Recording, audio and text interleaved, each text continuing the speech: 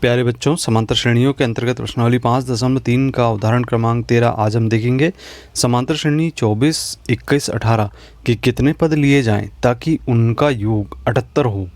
तो आइए इस प्रश्न को सरल करते हैं। इसमें सबसे पहले हमें ज्ञात है इसका प्रथम पद 24 है, a बराबर 24 होगा और इसका सारवंतर d बराबर दूसरे पद में से पहला पद घटाने पर 21 ऋण 24 बराबर ऋण 3 और इसका जो योग है वो हमें ज्ञात है 78। अब चूंकि हम जानते हैं कि समांतर श्रेणी के n पदों के योग का सूत्र s बराबर n/2 2a + n - 1 into D होता है। इसमें हम n, a तथा d का मान यदि रखते हैं तब हमें यहाँ से n का मान प्राप्त हो जाएगा। यहाँ हम योग 78 रखेंगे।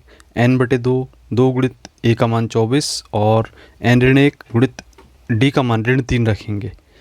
इसे हम सरल कर लें तो सरल करने पर 78 बराबर n/2, 24 में 2 का गुणा करने पर 48 और ऋण 3 का कोष्टक में गुणा करने पर ऋण 3n धन 3 होगा। और इस प्रकार से 2 का पक्षांतर कर दें तो 78 गुणित 2 होगा बराबर n कोष्टक में 51 ऋण 3n होगा। सरल करने पर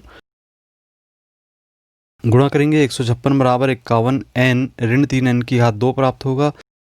पक्षांतर करें तब हम समीकरण प्राप्त कर सकते हैं 3n की घात 2 ऋण 51n धन 156 बराबर 0। अब 3 का यदि भाग देते हैं तो हमें प्राप्त होगा n की घात 2 ऋण 17n धन 52 बराबर 0।